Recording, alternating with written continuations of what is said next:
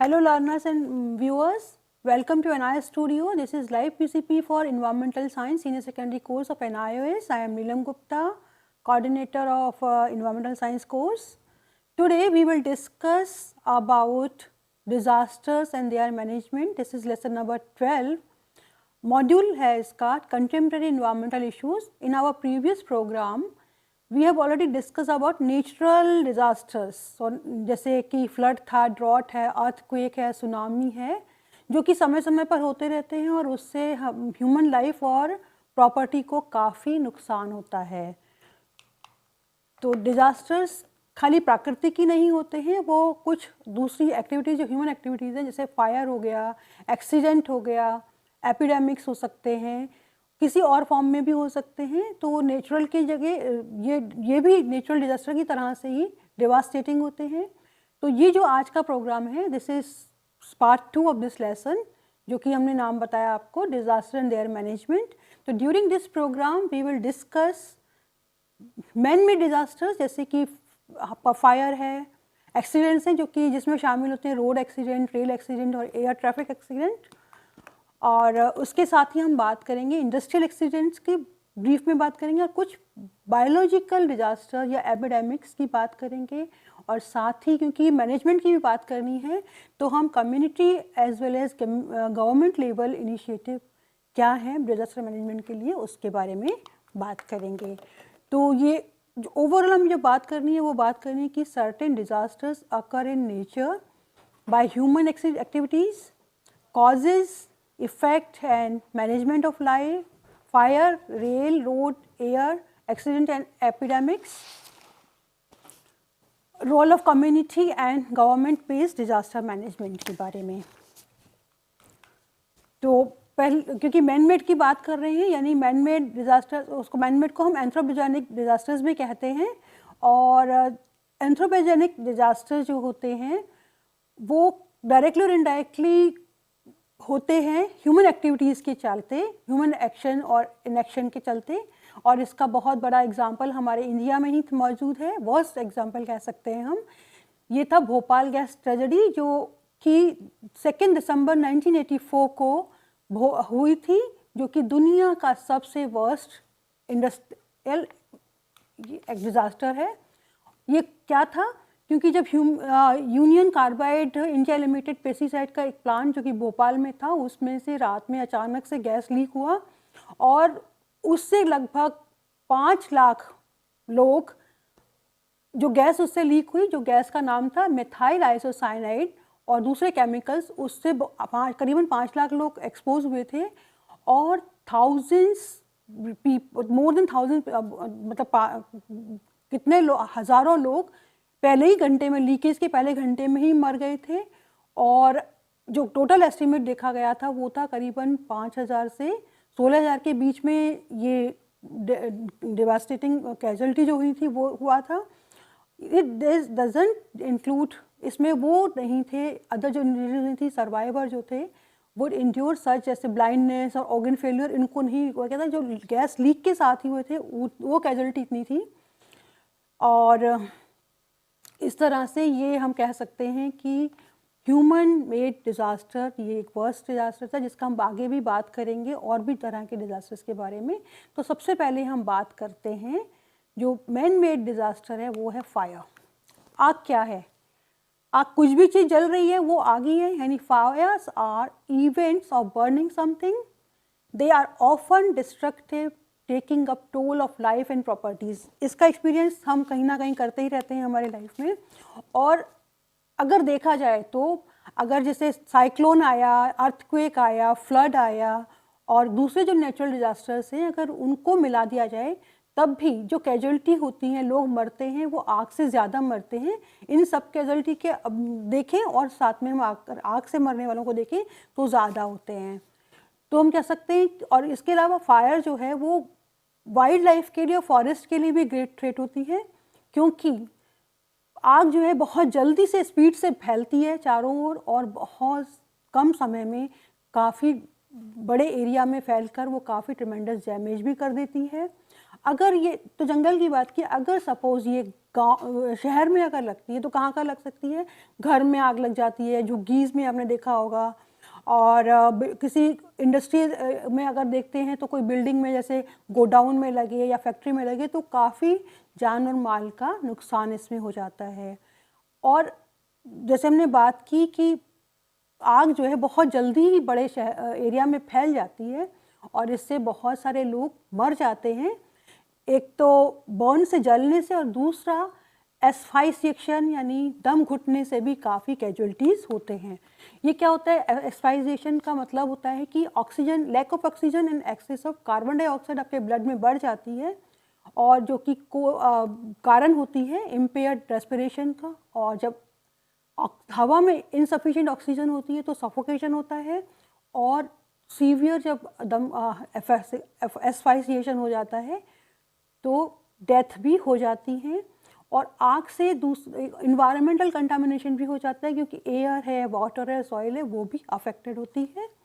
और जब ये इससे जब सॉइल अफेक्ट होती है, एयर अफेक्ट होती है, वाटर अफेक्ट होती है, तो वो हमारे फसल के लिए, हमारे एनिमल्स के लिए, हमारे प्लांट्स के लिए और सॉइल फर्टिलिटी के लिए भी नुकसानदेही होती है।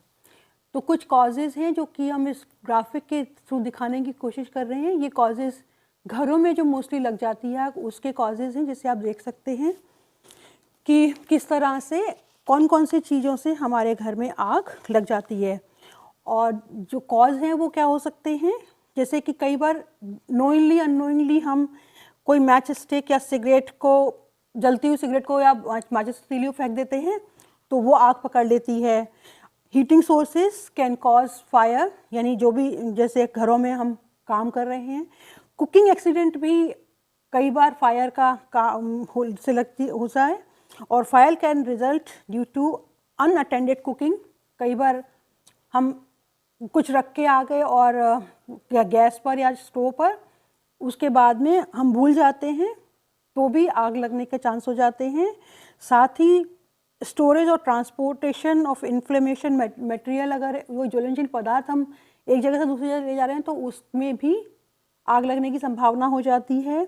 और अक्सर घरों में या कहीं भी शॉर्ट सर्किट से, इलेक्ट्रिक के शॉर्ट सर्किट से भी आग लग जाती है। इसके अलावा आग और किससे लगती है, जो कि ना कहीं कूड़ा करकट इकट्ठा है, कुछ प्लांट वेस्ट है, वो रोड साइड पर या घर के पास में रखा हुआ है, ढेर लगा हुआ है, तो उसमें भी आग जो है, कई बार लोग चलते हुए सिगरेट पीते पीते फेंक दिया उन्होंने तो वो आग पकड़ लेती है। और जैसे हमने बात करी थी कि स्टोरेज और ट्रांसपोर्टेशन ऑफ इन्फ्लेमेबल मटेरियल और एक्सप्लोसिव केमिकल जो होते हैं, उनको भी अगर अगर एक जगह से दूसरी जगह हम ले जा रहे हैं, अगर हमने विदाउट प्रॉपर प्रिकॉशंस के लेके जाएंगे तो उसमें भी आग लगने की संभावना हो सकती है। अब इसके फैक्ट क्या हैं कि जब आग लगती है तो उसमें हमने जैसे बात की कि जान और माल सबका, यानी ह्यूमन का भी और लाइव स्टॉक भी मर जा सकते हैं, और कई बार काफ़ी सीरियस इंजरीज भी हो जाती हैं आग के चलते। अगर ये रूरल एरिया की बात करें, ग्रामीण परिवेश की बात करें, तो क्या होता है, कई बार ना खड़ी खड़ी क्रॉप में आग लग जाती है या किसी अनाज के गोडाउन में आग लग जाती है, तो क्या होता है, मिनटों में ये आग पूरे उसको ख़त्म कर देती है, एक राख के रूप में आ जाती है, और जो ओनर है उसको काफ़ी नुकसान होता है। अब हम आग का मैनेजमेंट किस तरह से कर सकते हैं, तो हमें पहले तो बात करनी होगी कि जो सेफ्टी रूल्स हैं हमारे, जो फायर सेफ्टी रूल्स हैं, उनका पालन करना पड़ेगा। और याद रहे, अगर कभी आग लग जाती है तो हमें उस बिल्डिंग में या उस जगह पर हमें निकलने का रास्ता पता होना चाहिए कि कौन से रास्ते से हम बाहर निकल सकते हैं। और हमेशा ही हमें जो इन्फ्लेमेबल मटेरियल्स हैं उनको बहुत केयर के साथ हैंडल करना चाहिए। और बच्चों से मैच बॉक्स को है वो अवे रखना चाहिए। Keep matches away from children, do not block access route, यानी कि जब हम रास्ते की बात कर रहे हैं कि बाहर निकलने का रास्ता पता होना चाहिए, तो वो रास्ते पे कभी कवर्ड या कोई फर्नीचर उसमें ब्लॉक नहीं हो कि अगर कभी लग जाए आग तो हमें निकलने के लिए बाहर का रास्ता मिल जाए।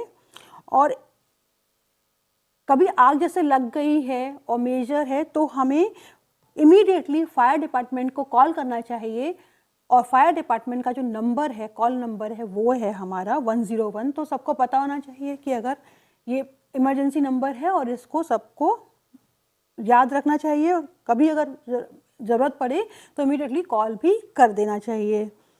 अगर सपोज आग लगी हुई है किसी बिल्डिंग में या उसमें, तो जो धुआं है वो मोस्टली ऊपर की तरफ निकलता है, तो आप उस कॉरिडोर से अगर निकल रहे हैं तो आप क्रॉल करके निकलें, या फिर आप पेट के बल अगर निकलेंगे तो आपको, क्योंकि फ्लोर पर जो स्मोक है, जो धुआं है, वो कम होता है।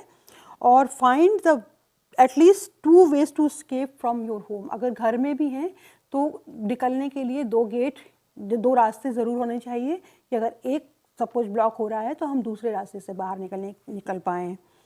और हमें ये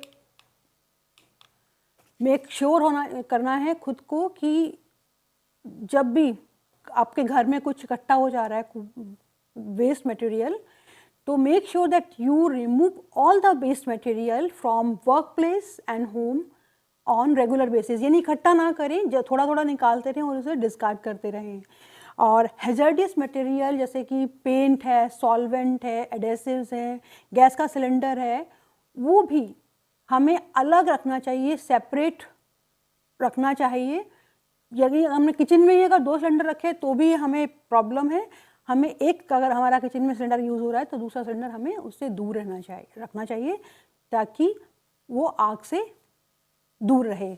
और मोस्टली आपने देखा होगा, जैसे हमारा दिवाली फेस्टिवल है, जो कि उसमें अक्सर बहुत जगह आग लग जाती है। कई बार मिसहैंडल होता है आपका जो क्रैकर्स आप बर्न कर रहे हैं।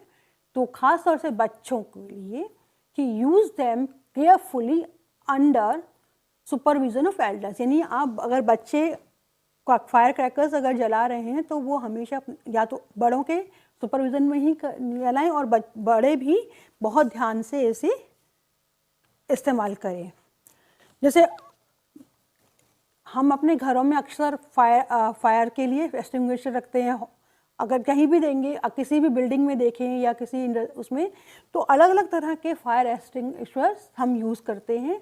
यानी कि खाली एक ही नहीं है, और उसके बारे में हमें सभी को पता होना ज़रूरी होना चाहिए कि किस टाइप का फायर एक्सटिंग्विशर काम आता है किस तरह की आग के लिए। तो जैसे आप देख रहे हैं, एक तो हमने सिंगल दिया है, बाकी उसके कि क्या क्या उसमें लिखा रहता है। थर्ड में हम आ रहे हैं टाइप्स, यानी उसमें हर एक सिलेंडर में A, B, C, D और K उसमें लिखा हुआ है। इसके बारे में हम बात करते हैं कि देयर आर 4 क्लासेस, यानी 5 क्लासेस हो गए A, B, C and K, and each class can put out a different type of fire. ये नहीं है कि एक आपने रखा है उसी को सब में इस्तेमाल करनी, अलग अलग के लिए अलग अलग तरह की आग के लिए अलग अलग फायर एक्सटिंग्विशर यानी अग्निशामक यंत्र का उपयोग होता है। जैसे अगर क्लास A है टाइप का है तो उसमें will put out fire on ordinary combustible. जैसे कि वुड और पेपर में आग लगी है तो आपको A टाइप का अग्निशामक यंत्र चाहिए। अगर वो ग्रीस है, ऑयल है या गैसोलीन की आग है तो आपको टाइप B का फायर एक्सटिंग्विशर चाहिए। अगर सपोज किसी इलेक्ट्रिक वायर में आग लगी है, इलेक्ट्रिक सर्किट में आग लगी है, तो उसके लिए आपको फायर एक्सटिंग्विशर C टाइप का चाहिए। अगर किसी जैसे फ्लेमेबल मेटल है कोई, जैसे मैग्नीशियम हो गया, सीजियम हो गया या मैग्नीशियम के अलॉय हैं, उस तरह की अगर आग लगी है कहीं तो आपको क्लास D टाइप का फायर एक्सटिंग्विशर की ज़रूरत होती है, उसका इस्तेमाल होता है। और अगर घरों में या किचन के लिए आपको फायर के लिए तो क्लास जो K है उस टाइप का फायर एक्सटिंग्विशर आपको ज़रूरत पड़ेगा। अगला हम जब आते हैं तो हम आएंगे रेल रोड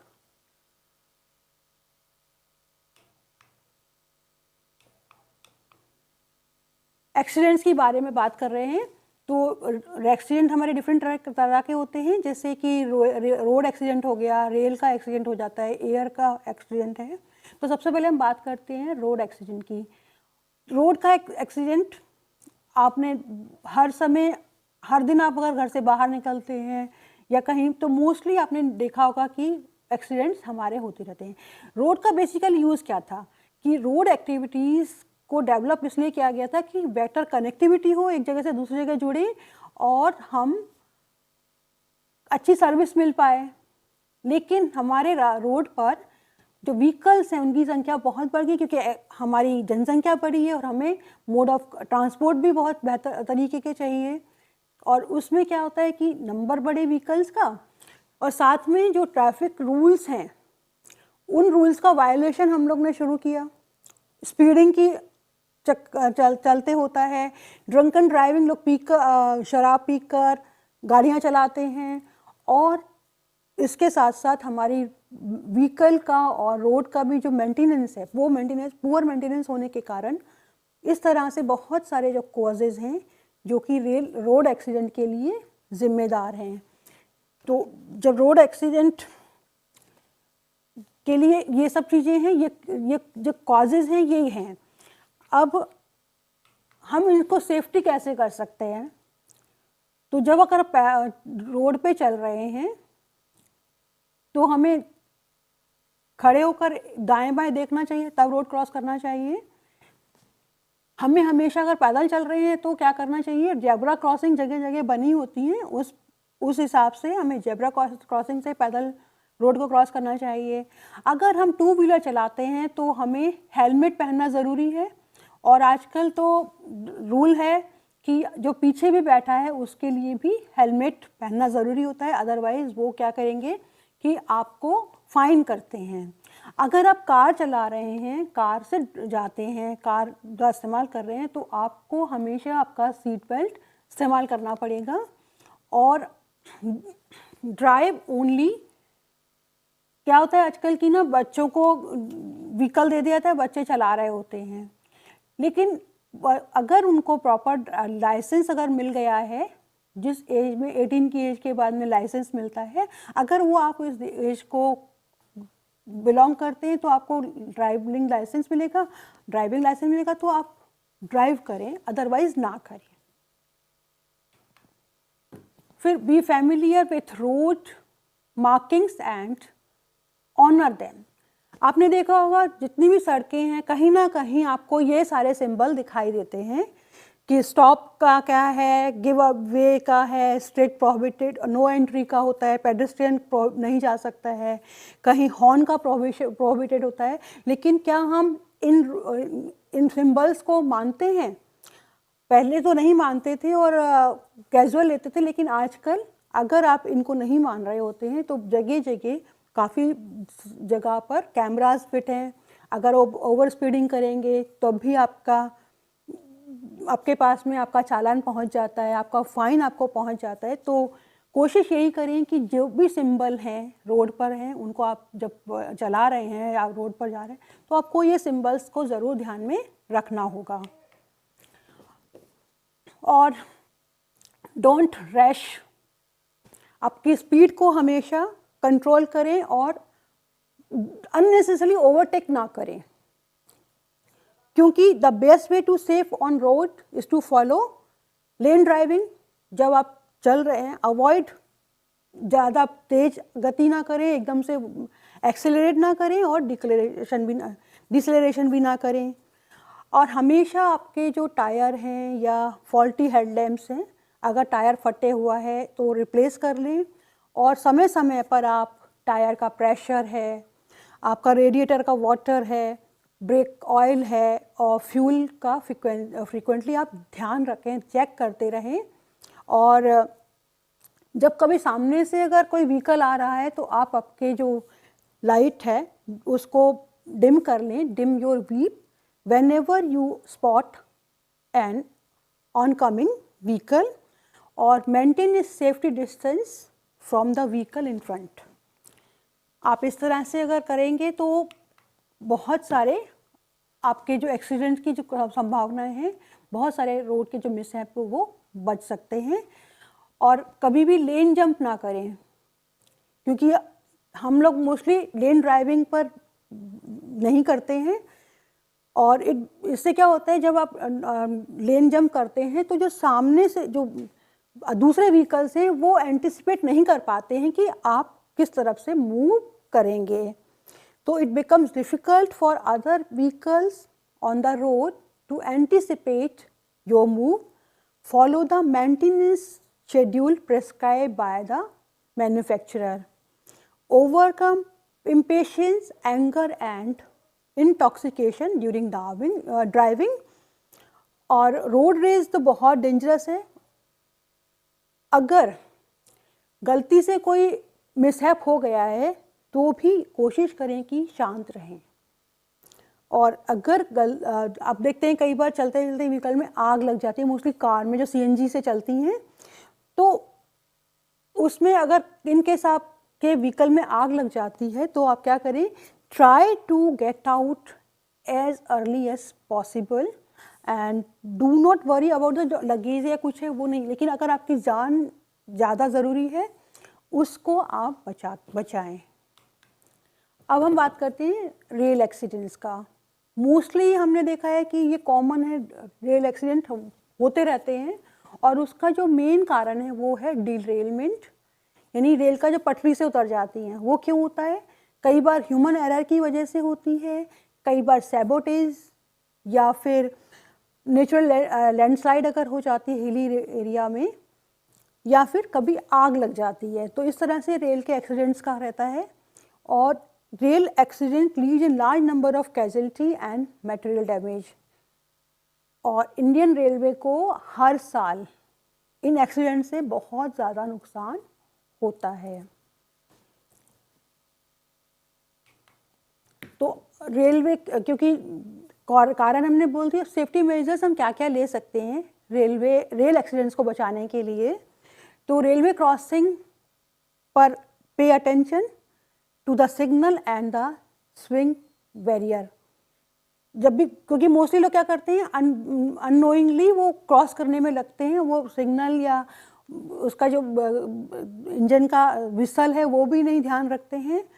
और कभी भी कोशिश ना करें कि अगर वो बैरियर लगा हुआ है तो उसमें से नीचे से निकलने की कोशिश ना करें, क्रॉस करने की, क्योंकि जब बंद करते हैं तो पता रहता है कि उसे हमने ट्रेन आने वाली है, जा रही है. और in case of unmanned crossing, get down from the vehicle and look at either side of the track before crossing. Don't stop the train on a bridge or tunnel where evacuation is not possible. Don't carry कोई ज्वलनशील पदार्थ ना लेके चलें train में. और कभी चलती हुई ट्रेन से झुके नहीं, बाहर देखे नहीं, क्योंकि कई बार मोशन में चल रही है, गति में चल रही है, तो आपको गिरने के भी चांस होते हैं. ट्रेन में कभी स्मोक नहीं करें, क्योंकि जगह जगह लिखा रहता है, लेकिन हम कई बार इन सब नियमों को भी नहीं मानते हैं. और जो इमरजेंसी चेन लगी रहती है उसे भी अननेसेसरी कभी ना ओपन करें. तो अब हम यहाँ पर एक ब्रेक लेते हैं, शॉर्ट ब्रेक लेते हैं, उसके बाद हम अगले एक्सीडेंट और अगले डिज़ास्टर के बारे में आपसे बात करेंगे.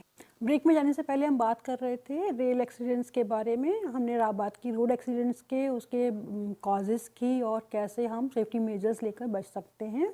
अब हम बात करते हैं एयर एक्सीडेंट्स की. तो एयर एक्सीडेंट अक्सर होते हैं, हमारी टेक्निकल प्रॉब्लम हो जाती हैं, कई बार आग लग जाती है, कई बार poor landing and take off की प्रॉब्लम की वजह से हो जाता है. वेदर कंडीशंस में भी कई बार एयर एक्सीडेंट्स हो जाते हैं, हाईजैकिंग हो सकती है, बॉम्बिंग के चलते हमारे एयर एक्सीडेंट्स होते हैं. तो सेफ्टी मेजर्स हमें उसके लिए भी लेने होते हैं. तो जब हम कभी फ्लाइट में अगर यात्रा कर रहे हैं तो सबसे पहले देखा होगा आपने कि ना एयर होस्टेस आके आपको बताती है. तो pay attention to the flight crew safety demonstrations वो बताते हैं, उसको ध्यान से देखें.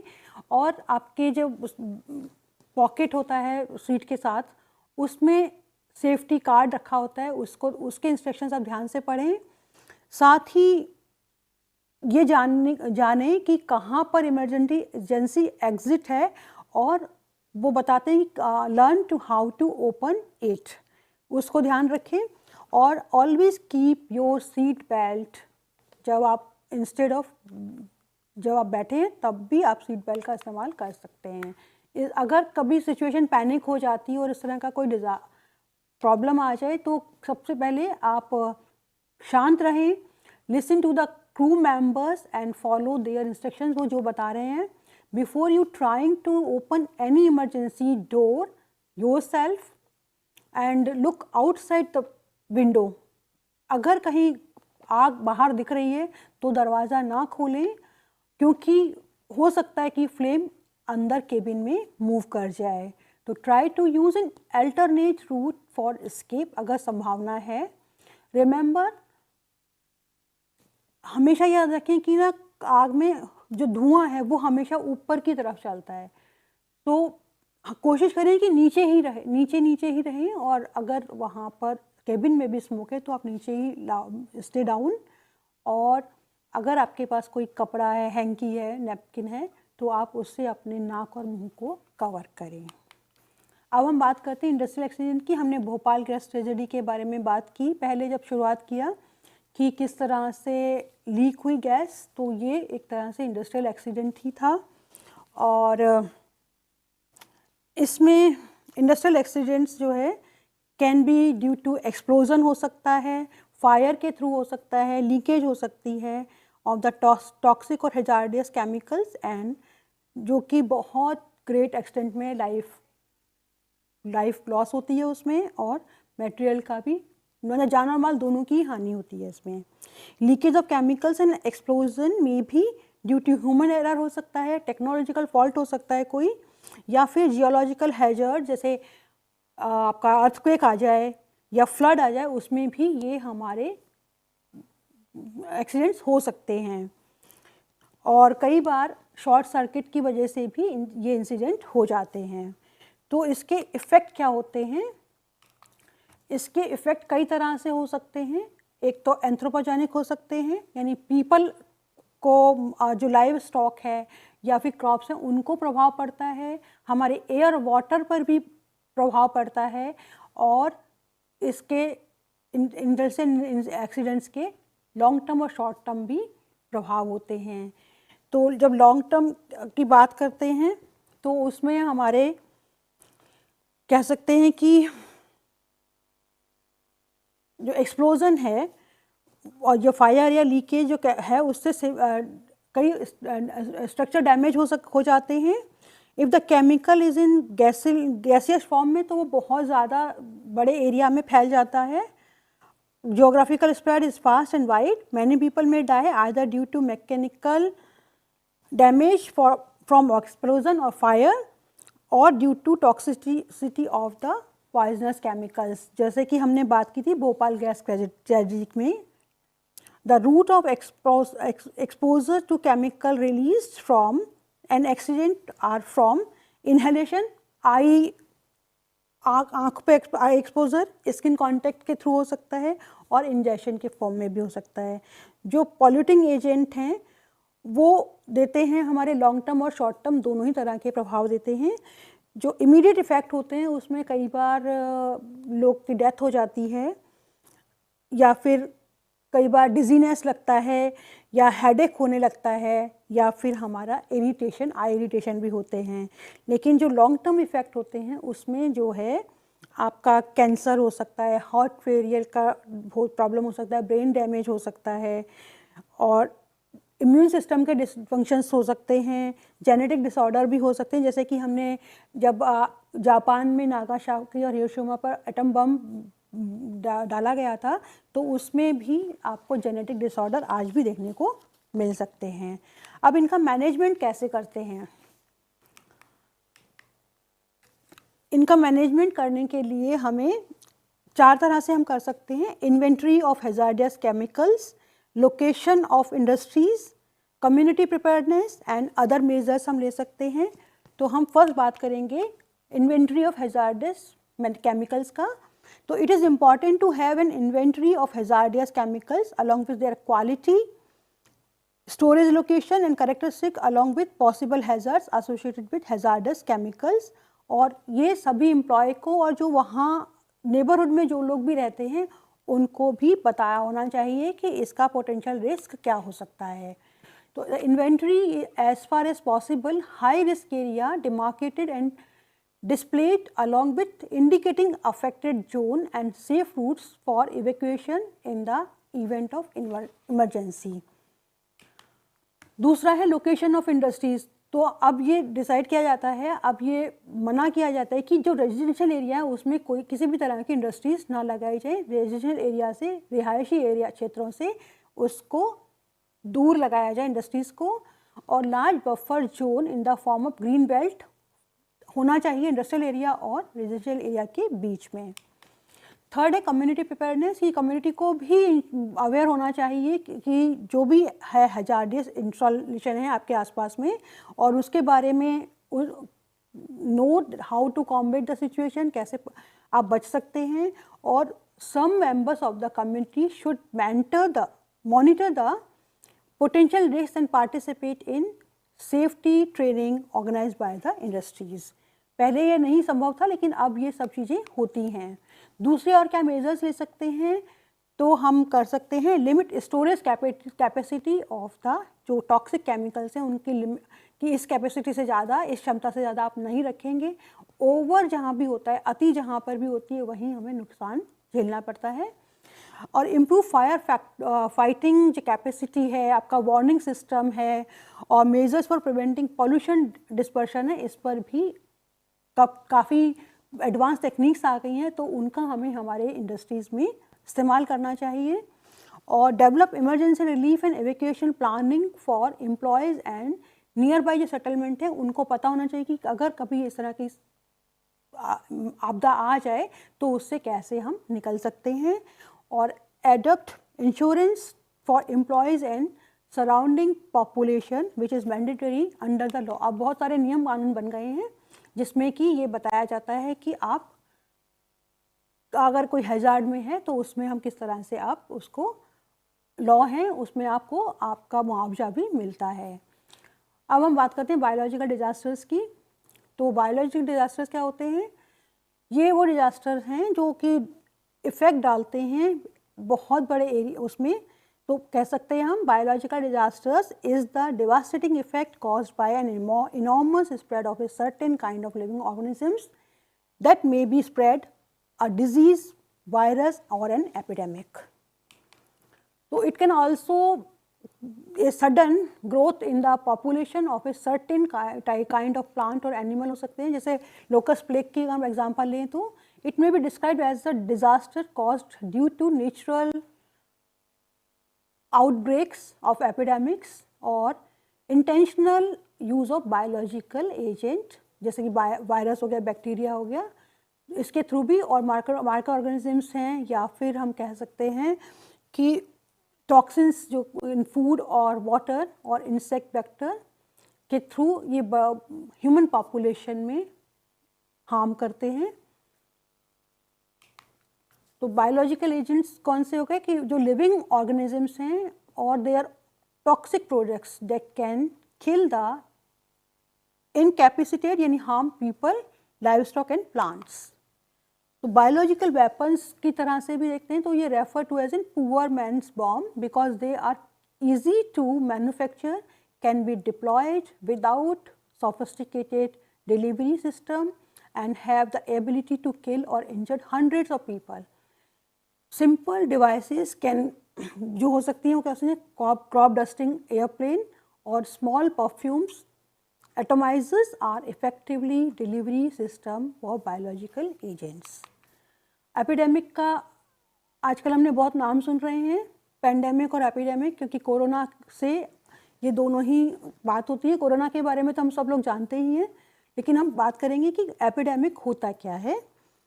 Epidemic is an occurrence of illness और other health related event affecting a larger population. यानी किसी एक को हुआ, उसने दो को किया, दो से चार, चार से ऐसे करके वो चेन बढ़ती जाती है और लाखों करोड़ों की संख्या में लोग अफेक्टेड होते हैं इससे।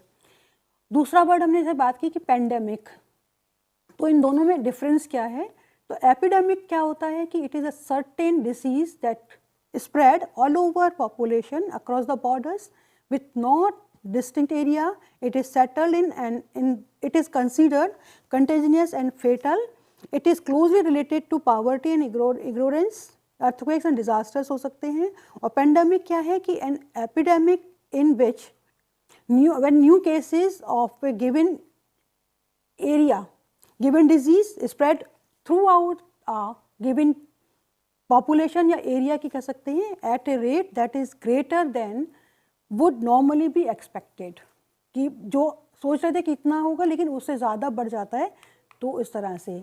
तो disease in question doesn't have to be contagious to fit the definition of epidemic. So as far as pandemic goes, you can simply say it is an epidemic on steroids. It means then when the epidemic is spread over a large area, over a continent, several continents or even global, it becomes pandemic.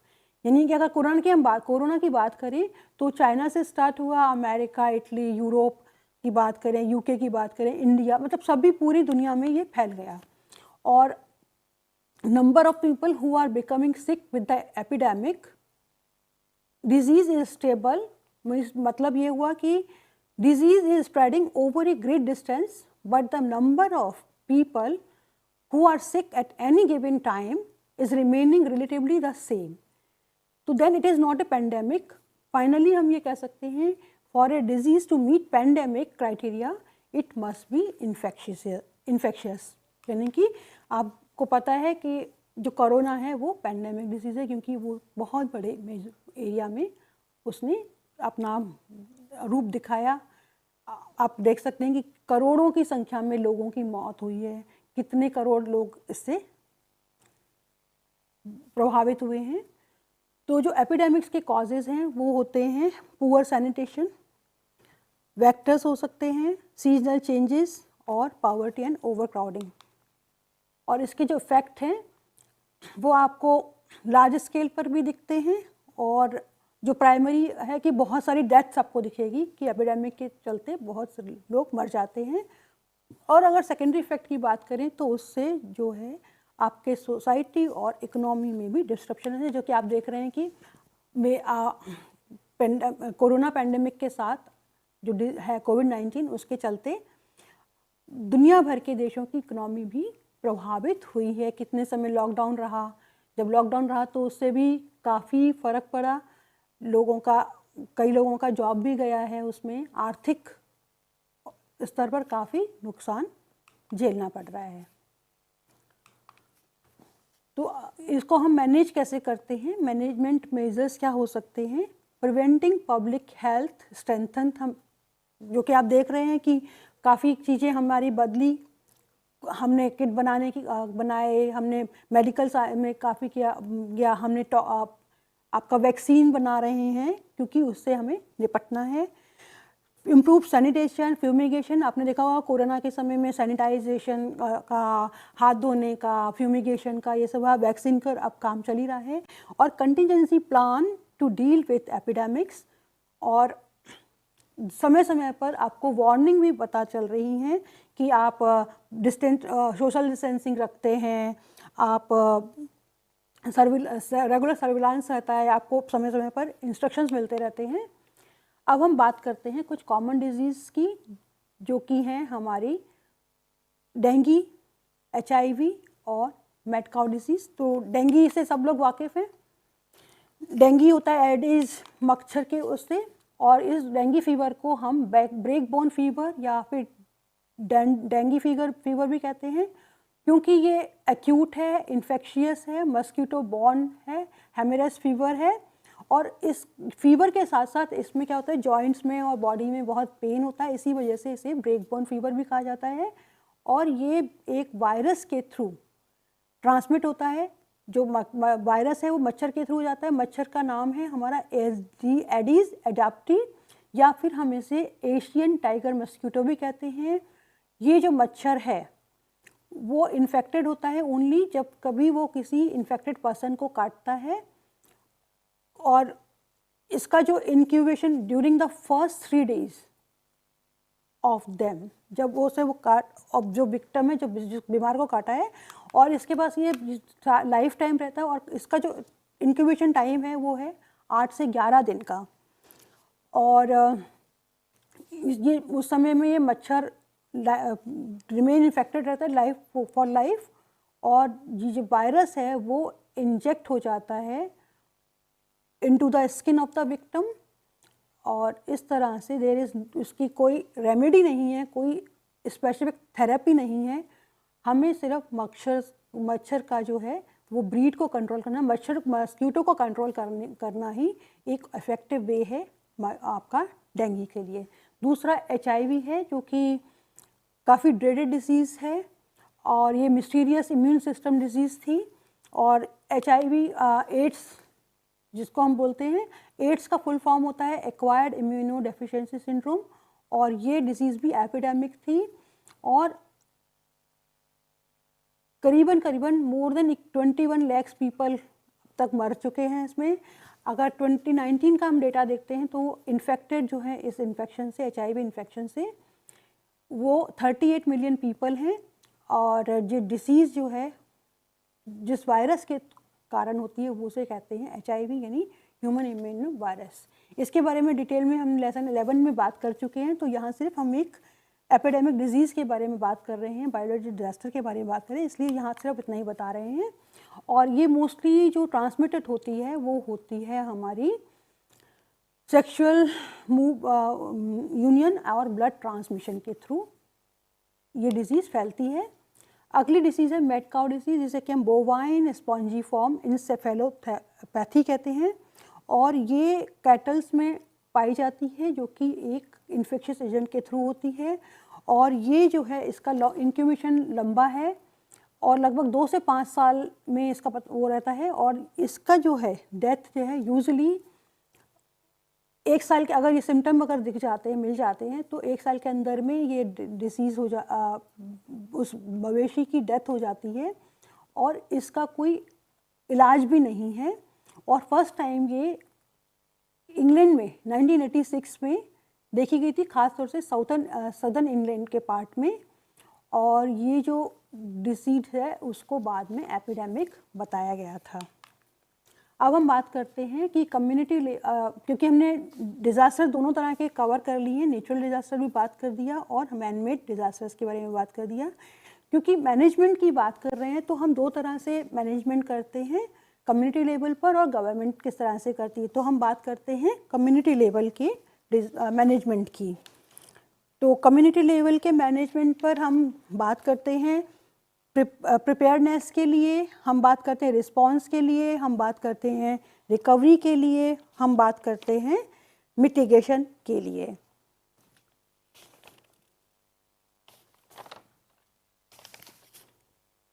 तो preparedness की हम बात अगर करते हैं तो preparedness क्या है कि major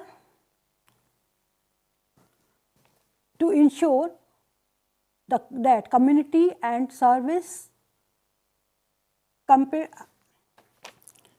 services are capable of coping with the effect of disasters. Response क्या है? Response है हमारा measures taken and in anticipation of, during and immediately after a disaster for minimizing is adverse impact जो हुआ है। रिकवरी में हम करते हैं कि measures are initiated to undertake reconstruction, यानी जो डैमेज हो गया है उसको बनाने के लिए ऑफ द फिजिकल इंफ्रास्ट्रक्चर। जैसे अर्थक्वेक आया तो सारा जो बिल्डिंग है वो सब टूट जाती है, ब्रेक हो जाती हैं। और restoration of economic and emotional wellbeing. उसी तरह से हम जब प्रिवेंशन की बात करते हैं तो मिटिगेशन या प्रिवेंशन की बात अगर आती है तो इसका मतलब होता है कि मेजर्स टू एलिमिनेट और रिड्यूस जो इंसिडेंट हुआ है उसकी सीवियरिटी को हम किस तरह से रिड्यूस कर सकते हैं। तो इसमें कम्युनिटी पार्टिसिपेशन बहुत ज़रूरी होता है, और जब कम्युनिटी पार्टिसिपेशन की हम बात करते हैं तो good practices in the community approaches to disaster mitigation highlight factors like taping, traditional organizational structure and mechanisms जिसमें कि इंक्लूड किया जाता है फॉर्मल और इनफॉर्मल कम्युनिटी लीडर्स को, और कैपेसिटी बिल्डिंग की बात करते हैं हम, activities with the community disaster communities, community participation जो कि रिकॉग्नाइज किया जाता है, डिजास्टर मैनेजमेंट जो नेसेसरी है वो वर्ल्ड वाइड, सिर्फ इंडिया में ही नहीं बल्कि दुनिया के सभी देशों में इसका प्रोविज़न है। और चाहे उसके जो लॉसेस हैं वो स्मॉल और लॉन्ग टर्म भी हो सकते हैं, तो उसके लिए ये प्रैक्टिसेस की जाती हैं।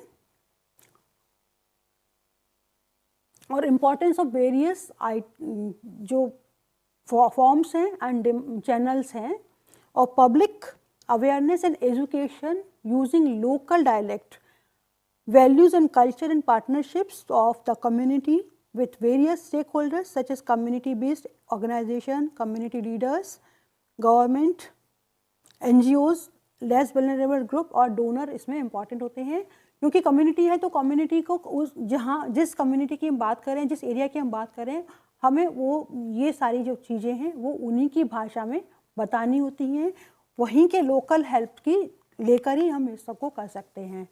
तो इसके बेनिफिट क्या होते हैं community based approaches to disaster mitigation के, कि community processes and participation builds confidence, pride, and they are able to make a difference and capability to pursue disaster mitigation and preparedness and bigger development responsibilities at the local level.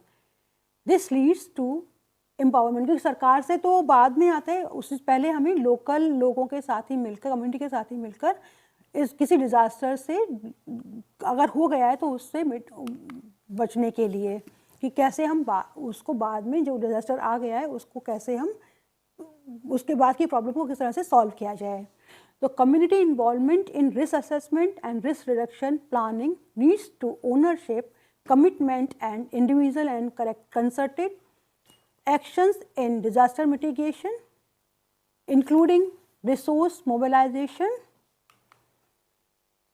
trusting and supporting the capacity building process result in a wide range of appropriate and doable mitigation solutions, and community based disaster mitigation is cost effective, self help and sustainable even if it is time consuming. अब हम बात करते हैं कि government initiative क्या होते हैं disaster management के लिए। तो national committee on disaster management जो NCDM के नाम से जानी जाती है, उसके चेयरमैन प्राइम मिनिस्टर, उसके चेयरमैनशिप प्राइम मिनिस्टर हैं, और UNDP भी गवर्नमेंट के जो इनिशिएटिव है उनको सपोर्ट करता है। तो government of India is conducting several mitigation initiatives in order to involve public at various level in order to implement the disaster management plan effectively. और जैसे हम देखते हैं कि कभी कोई आपदा आ रही होती तो NIDM, NCDM, NDRF की टीमें उस लोकेशन पे पहुंच जाती हैं, स्टेट की टीम्स भी पहुंचती हैं, तो ये इसी का एक हिस्सा है।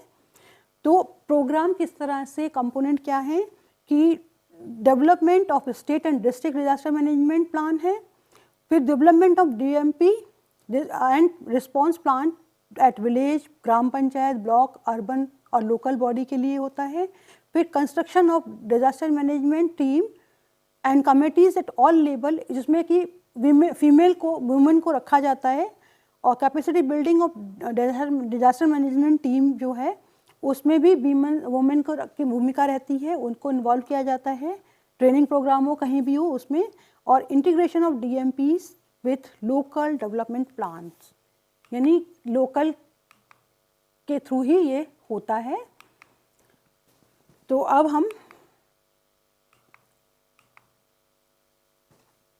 इस प्रोग्राम को एंड करने के लिए कर रहे हैं, सम अप कर रहे हैं कि ये जो प्रोग्राम डिज़ास्टर मैनेजमेंट वाला है, तो इसमें हमने बात की हमारे फायर की, हमने बात की एक्सीडेंट्स जो कि रोड पर, रेल पर और एयर में होते हैं, और किस तरह से उसमें बहुत सारी लाइफ हमारी वो होती है, और साथ में हमने बात की एपिडेमिक्स की, और एपिडेमिक्स क्या है कि वेरियस डिजीज़ हैं जो अक्सर मोस्टली ड्यू टू इग्नोरेंस के चलते भी हो जाती हैं, और कम्युनिटी लेवल पर जो पार्टिसिपेशन ज़रूरी है और वो बहुत यूज़फुल रहता है, क्योंकि जो कम्युनिटी है वो ही फर्स्ट रिस्पॉन्डर होती है। सबसे पहले कम्युनिटी के लोग ही हेल्प करने के लिए आते हैं। और जो गवर्नमेंट ऑफ इंडिया है is conducting several initiative in order to involve public at various level, जिसमें कि वो ब्लॉक लेवल से लेके ग्राम जितना भी है उसमें जाता है। तो इस तरह से ये this is all about disaster and their management part 2। We will come again to meet you with a new program of environmental science course. Till then, goodbye.